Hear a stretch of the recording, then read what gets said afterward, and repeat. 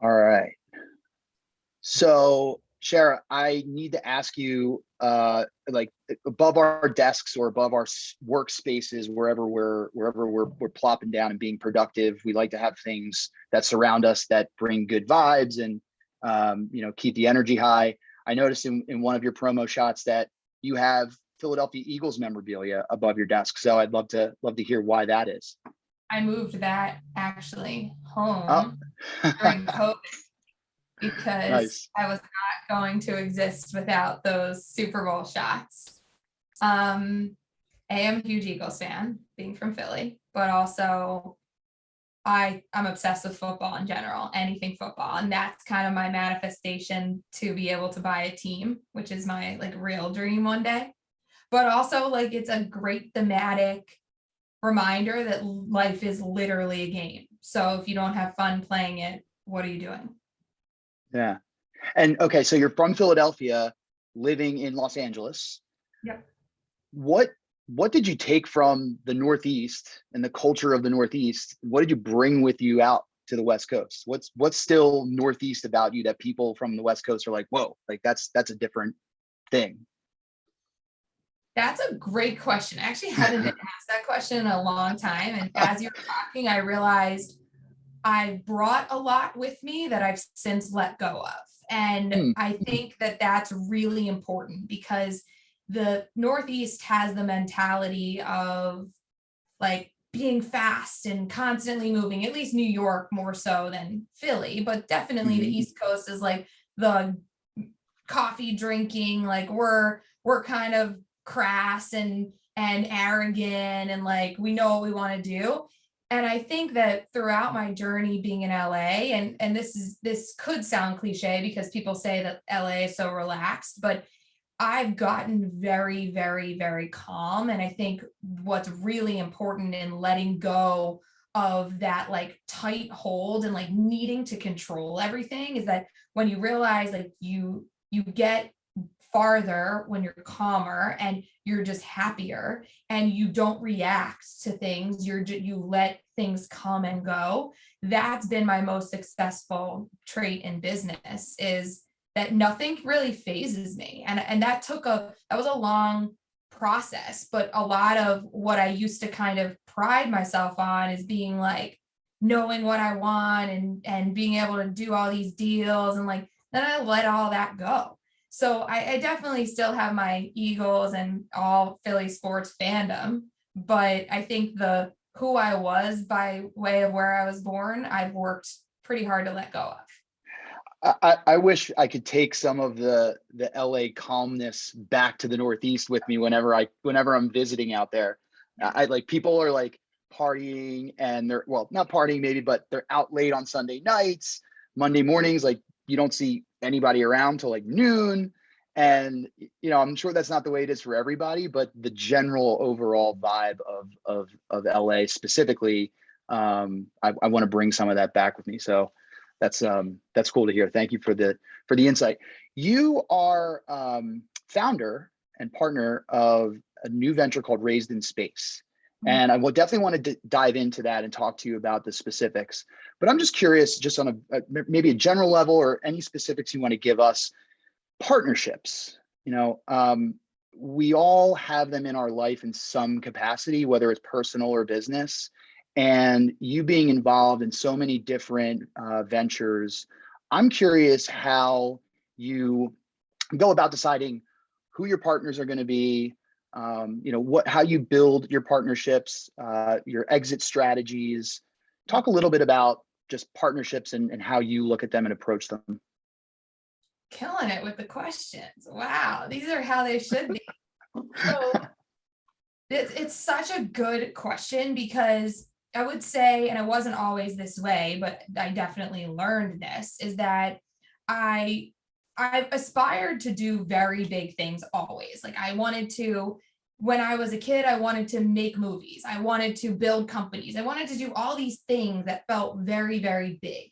And I originally thought that the way to do that was to work with really big people. And so the beginning of my career was, and I was fortunate because I've always been a manifester, and literally whatever I thought and I believed I could do, it happened. I moved out to LA, and 3 months into being here, I sold my first movie directly to Steven Spielberg. And I was the biggest Steven Spielberg fan. And that was because I set out to sell a movie to Spielberg. I had it in my mind. I planned to do it however I did it. And then I started to work with all these big moguls, mainly because I thought, oh, well, if I want to be a film producer, I need to work with the biggest film producers. Or if I want to be an entrepreneur, I need to have the biggest investors on my cap table and the biggest names. And then I realized that it's not at all about a name, it's about who somebody is. And I started to really focus on the why of a person and what they're here to do on this planet, which I believe that who we are is not what we do. And when I really started to shift how I got to know people and how I told and showed people who I was, my relationships with people started to change, and the vulnerability started to open with a lot of people. And I had a lot of not fun experiences with a lot of those big names. And I realized that they might look nice on paper or to the outside world, but they're not going to value me. They're not going to structure a deal with me or a venture with me in a way that is based on the contributions to that venture that I might bring. And that's because they're riddled with ego and they lead with ego. And then the ego part is a big validator for me now of how I decide who I work with. I don't do ego. I don't do arrogance. I don't do anything beyond what someone feels like their purpose is here. And my evaluation of people is how they treat other people. And if they're not going to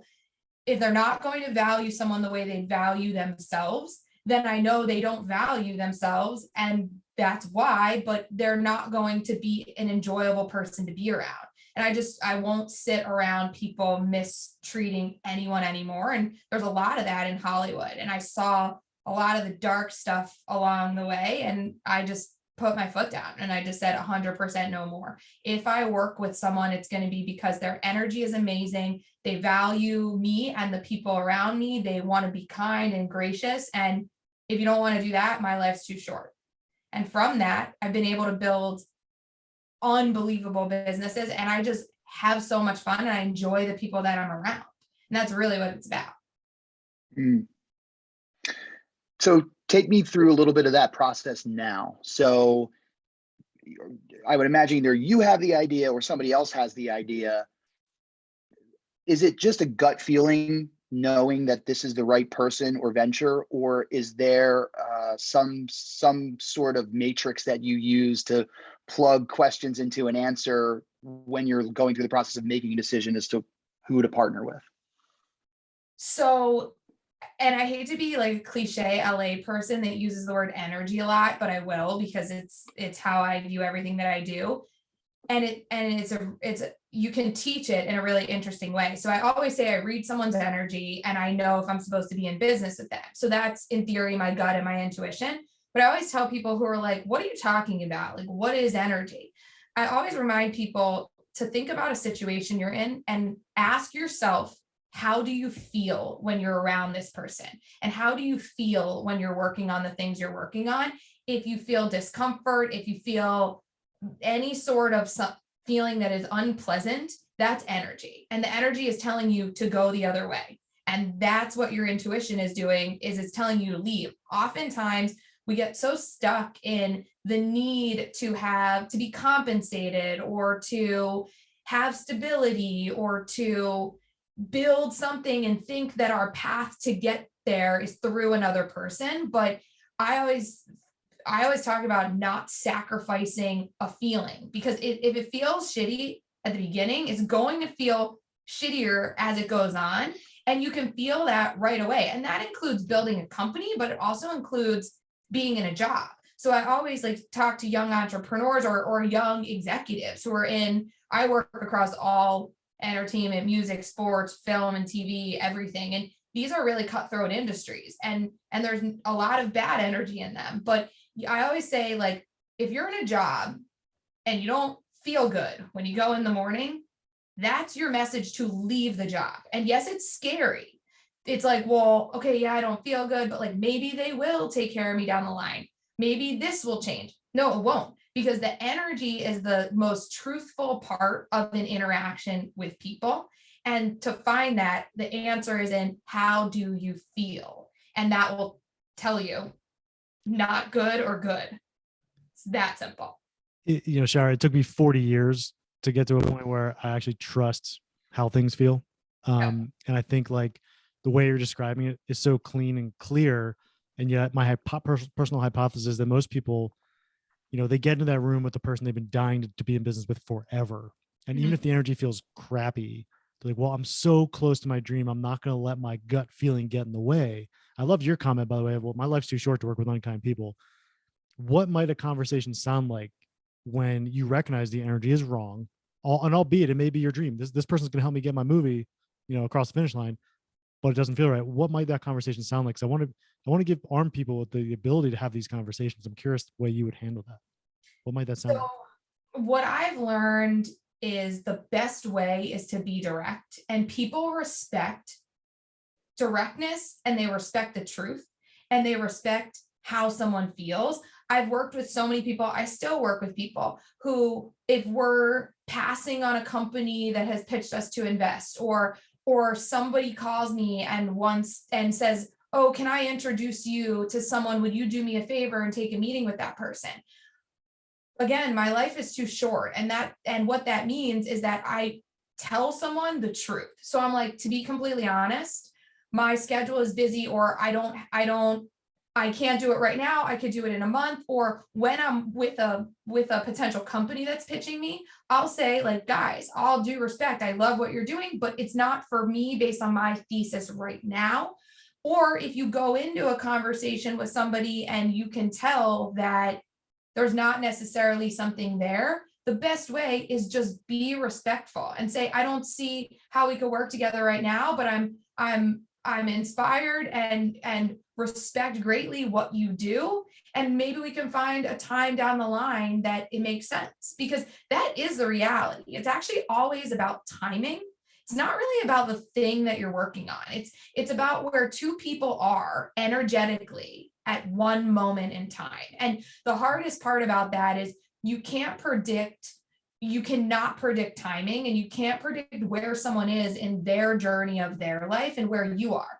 The universe, and this sounds, again, a little hokey, but takes care of lining you up with the right people at the right time. So I always say, like, you're meeting someone purposefully, but that doesn't mean something has to happen. So be as respectful and gracious as possible, because you're meeting them for a reason and they may circle back.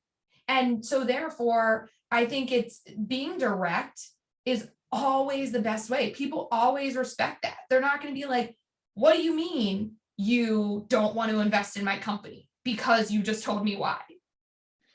They're going to say, well, that makes sense based on where you're at. So I think communication is one of the things people avoid. And to your point on, it took you 40 years to learn what it means to feel. We also have a stigma in this world about the word feel, like more so for men, obviously, but that vulnerability is something that people avoid at all costs because they don't want to feel, because it's scary to feel things. But the more you get comfortable with articulating and noticing what your feelings are, that's the best place to start. You don't have to tell anyone.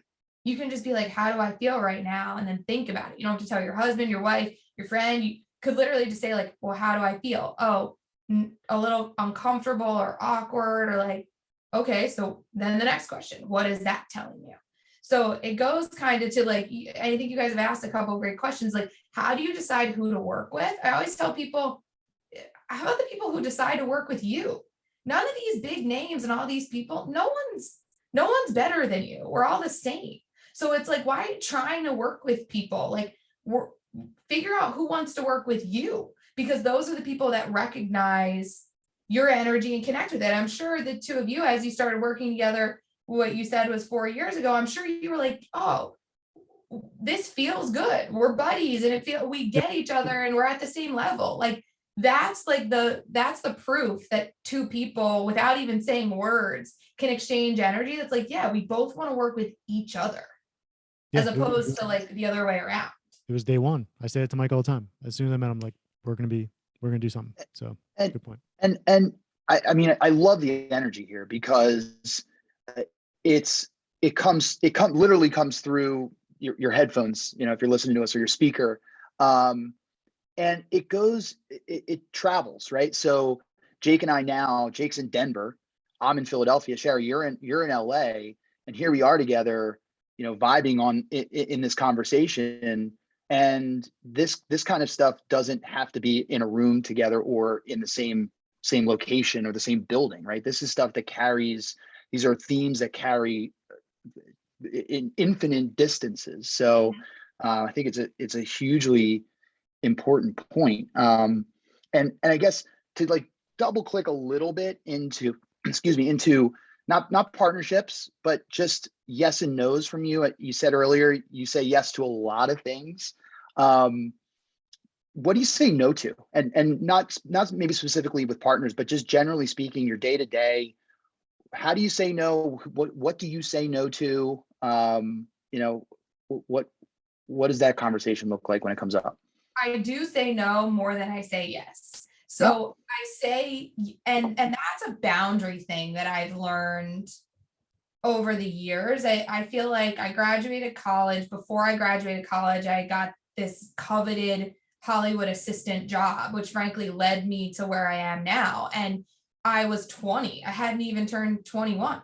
And I feel like I've been working ever since. And so my journey, though shorter, because I'm a little bit younger than my parents are always like, you say it's so long and you're so young. Like, well, it's long, 16 years since then. So it's like, it's a long journey, but along the way, I've kind of realized that life is really short. We don't have a lot of time here.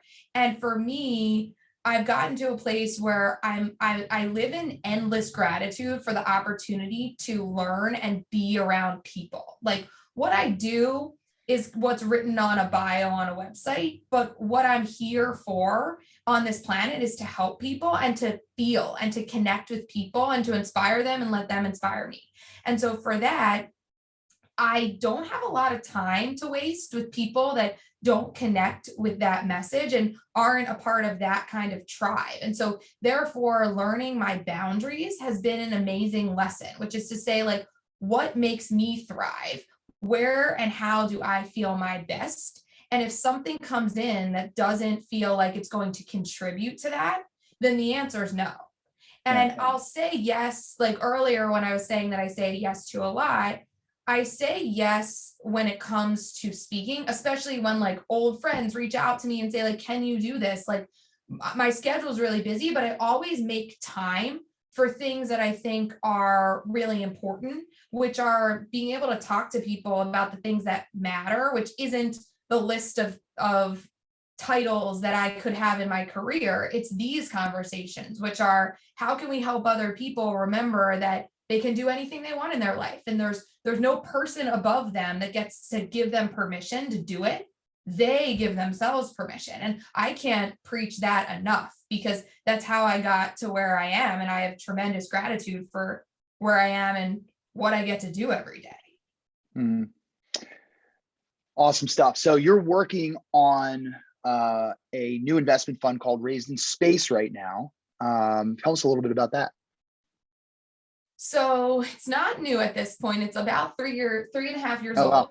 So it's flown by. It does feel like I started it yesterday, but everything flies by. But I launched this fund maybe about 4 years ago. We started to develop what it was going to be off of. So the gist of my career is I come up with an idea or something I want to do, and it tends to be a few years before it's time. So I spend a good amount of years talking about these things that no one understands. And frankly, I feel like I'm raised in space. And that's why I named Raised in Space, because I feel like some sort of weird alien. People are just like, what are you talking about? I don't understand. I don't see why I need to pay attention to this. And that's been my entire career. Like when I told my parents, I'm moving to LA to produce movies. They were like, what? What does that even mean? Like, what is producing a movie? And like, well, we don't know anyone in Hollywood. Like, we can't help you. Like, how are you going to get a job and have a salary so you can pay your rent? I'm like, it's just going to happen. I'm going to figure it out. And so I've always, and then that was actually I'm going to make movies was actually the most easy to comprehend thing that I've done. Since then, I've said, oh, I'm going to change the way HR works and people get hired. And I launched a tech company for interns called Intern Sushi. And then I sold that and I jumped into the music business by way of making a ton of connections in the music business. That was after producing a ton of movies as a kid, and then launching a digital department to produce short form content. And we originally were calling them webisodes. This was before Netflix, Hulu. So when we stream and watch TV from our homes, I was pitching that 5 years before it was a thing. And my film producer boss is like, we're not going to distribute content in homes. Everyone goes to movie theaters. So you have no idea what you're talking about. Keep working on movies for movie theaters. So I didn't. I launched a digital division to develop content for streaming platforms. Then the streaming platforms came 5 years later. I had pivoted into music. Yeah. Did you develop the at-home content business within the company that told you, no, don't do that? Or did you went out on your own?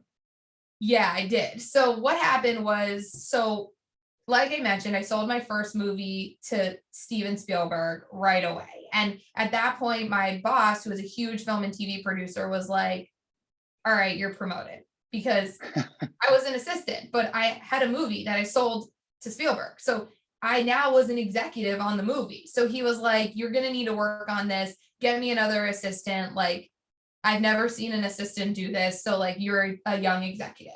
So I became a young executive. I started developing a lot of movies. I ended up selling about 10 movies in my first 18 months. And then I was like, we can't keep doing business this way. We have to be able to distribute content, make it for a cheaper price, have a model that rewards more people other than the one huge producer that made the bulk of the money. So I was like, we should change the model so that we could develop cheaper content online, determine if it has an audience. And this was also a thesis of how do we prevent box office bombs? Like, if we produced a movie and it went to the box office and no one saw it, to me, as a naive kid, I was like, this makes no sense. We should be able to determine before we spend $50 million, if this is a good idea. Like, why are we throwing $100 million down the drain just to lose it? Like, we should be able to understand audiences better. Well, we couldn't understand audience of people going into the movie theaters because there was no data to determine what humans were walking into a theater. And the movie theaters were not set up technically to provide data as to who was buying their tickets. So I was like, we need to bring some sort of audience analysis into this equation. Well, the best way I knew how to do it at that time was use the internet.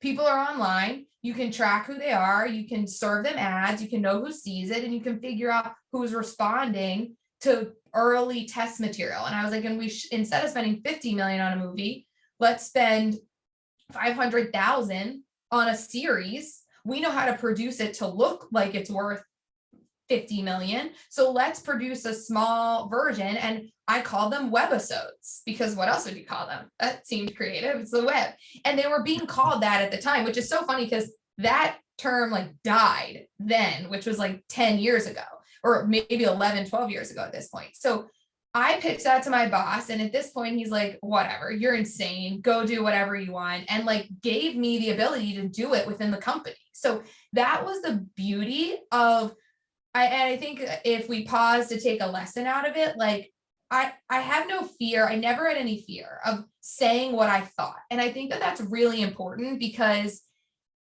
everyone has thoughts on things. What they don't have is the lack of fear to say them. Because I always think that everyone thinks that there's these bigger people that are brilliant. No one's brilliant. We're all the same. We all have great ideas. If we're willing to share them, we'll have the opportunity for them to become something. But if they sit inside your head, what are they going to become? So I just say what I think, and someone either says that's not a good idea, which is a great learning experience, or they say that's a great idea, go do it.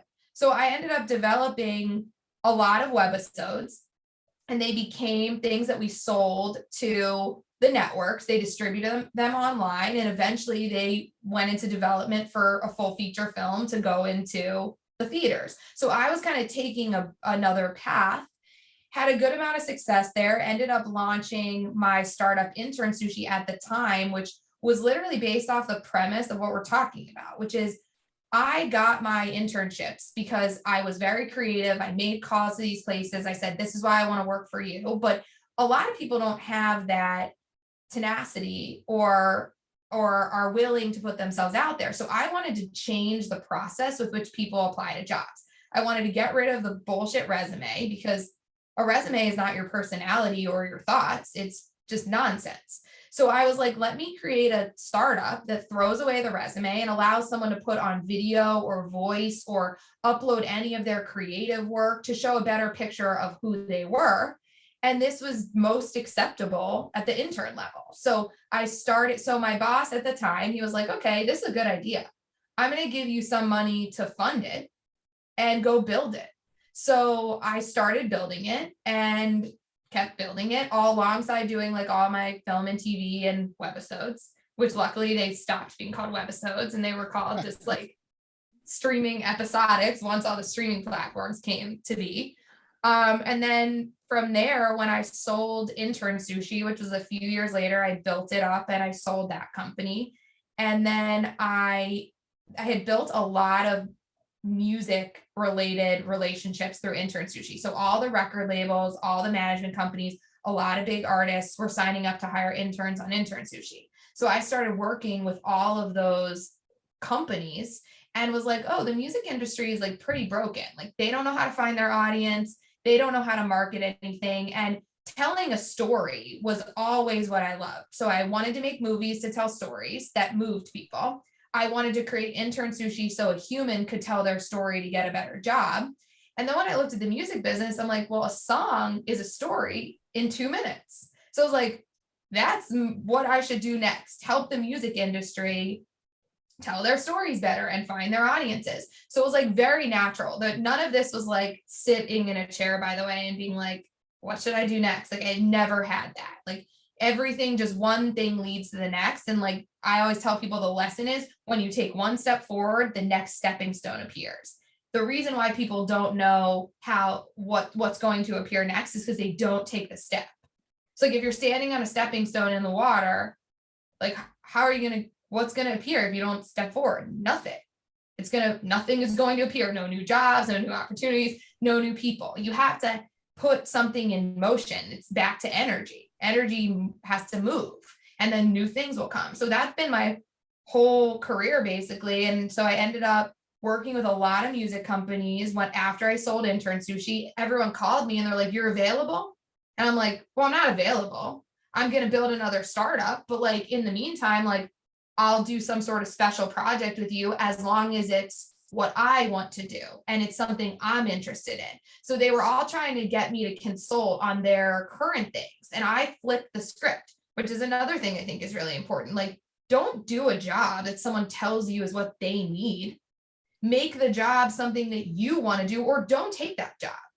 Like no one should be working for anyone. You should be doing the things that are passionate and in your head and fuel you. So I luckily knew that at the time and was like, I'll consult for all of you record labels if I could work on this audience data area, if I could work on royalties, if I could change the way rights are delivered and controlled and licensed. And so I learned the music business really quickly. And like that's another like amazing thing that I always tell people. Like I was in the movie business and then I went into the tech industry and I built a company, I sold it, and then I found my way into music. And now I am so grateful. I get all these amazing honors of like Billboard Women in Music, but I started in the music industry only 6 years ago. So you can always start in something and get to the top if you just want to. That's it. You can. And so that's the thing. People are always like, well, I'm old, or like I don't know anything about that industry. Well, all I did to learn the industry was read about it. And guess what? The reason that I was able to move fast is because the people that are in the industry, they don't read about their own industry. So you can bypass all those people because they're all lazy. So like they don't know about their own industry. So all you have to do is educate yourself, which takes commitment and time, but you can just run past all of them because they're like the tortoise and the hare. They're like off preoccupied with other things.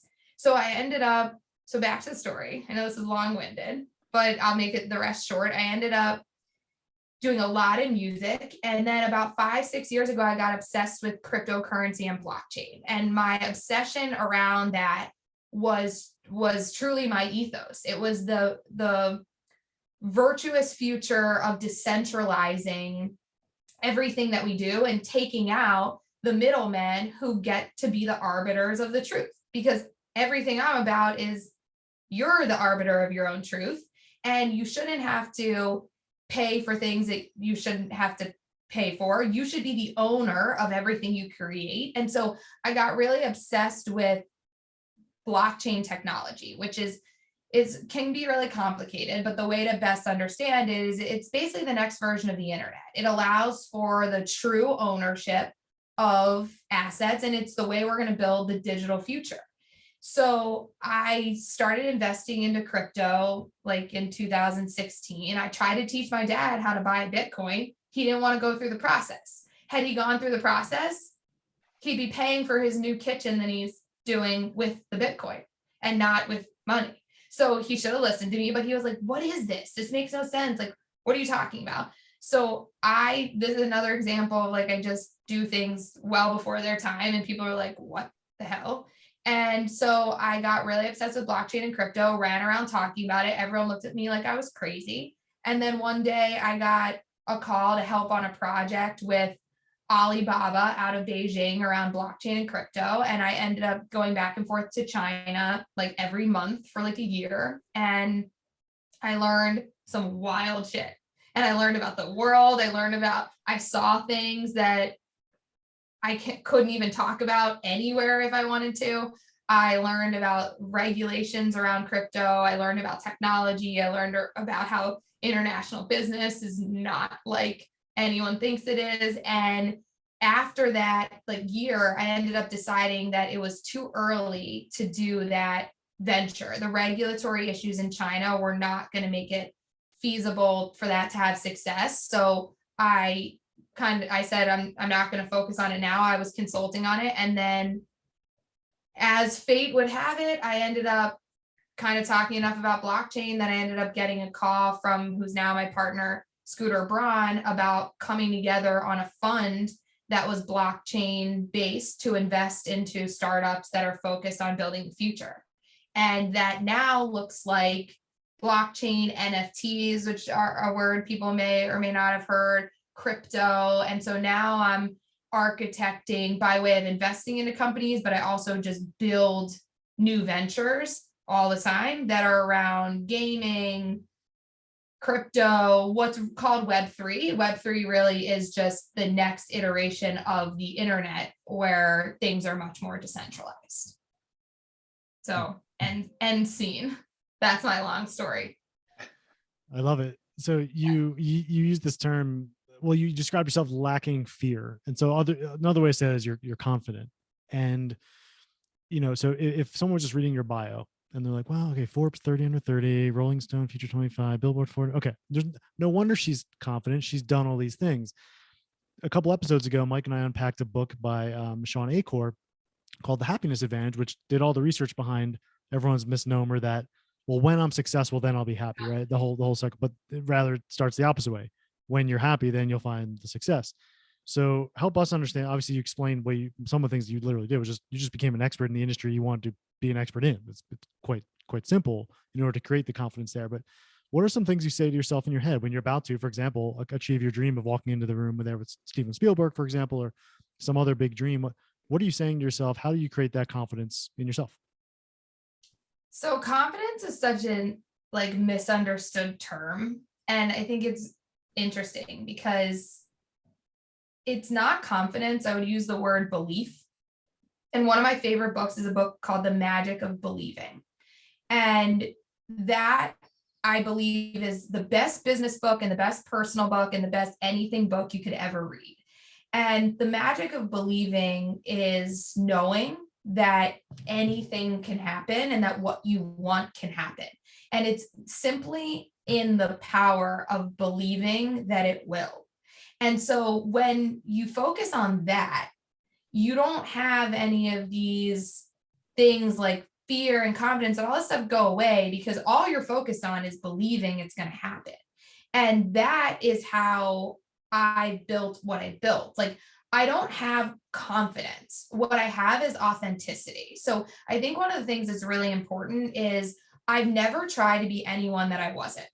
Like, I am very, very comfortable and I spend a lot of time thinking about what I want, not in a selfish way, not in a, that doesn't mean I don't think about what my friends and family want. I do, but I do something that a lot of people like won't do, which is like, how do I want to be? And like, how do I want people to perceive me? And like, what is fun to me?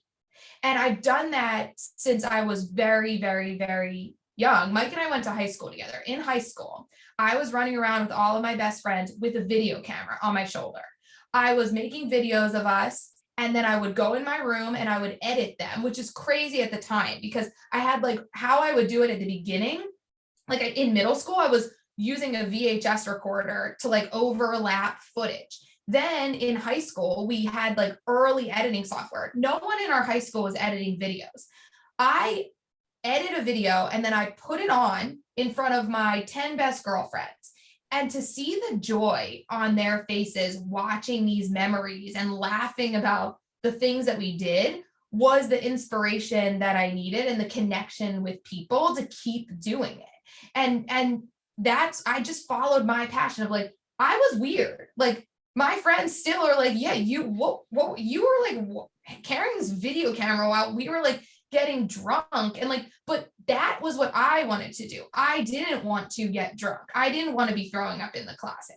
I wanted to be making these movies because that was what was fun to me. And so I think it's about like being willing to show up in a place and do whatever it is that makes you happy, which literally could be going to a bar and drinking water, not because that's what you want to drink. And or going to a place and talking about a subject that is interesting to you.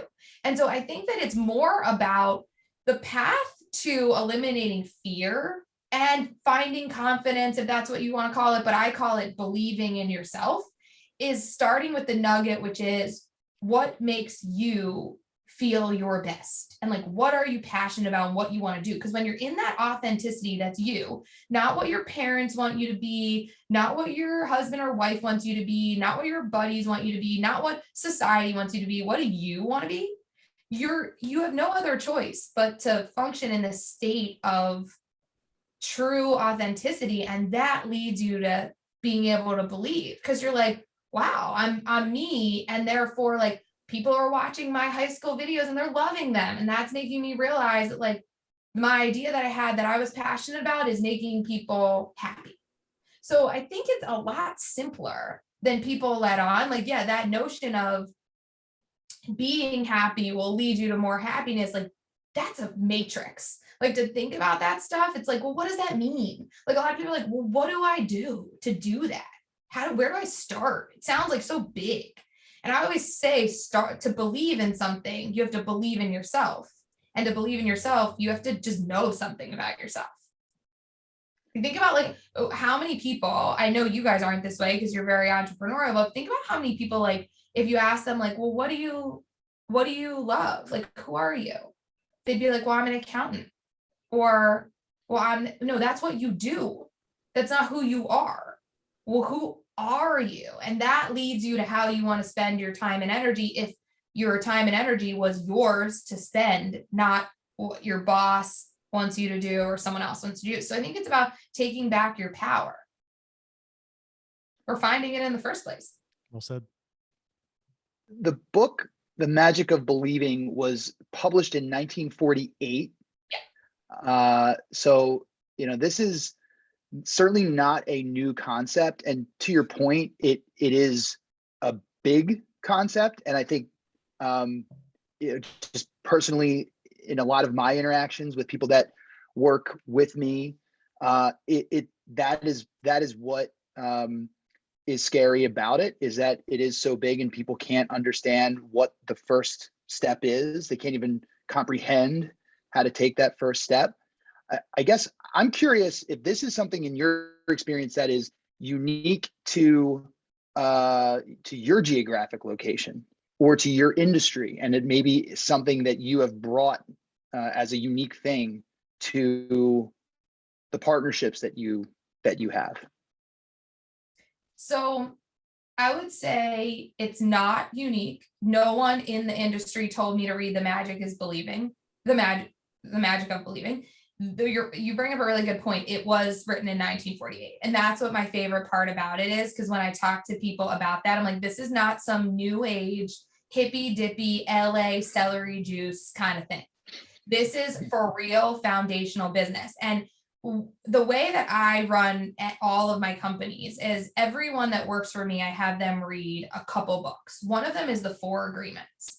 And the 4 Agreements is a really important foundational principle on remembering that you shouldn't make assumptions, don't take anything personally. And I think that the magic of believing, not dissimilar from the 4 Agreements, are core like principles to existing in the world. Another one that I swear by is called nonviolent communication.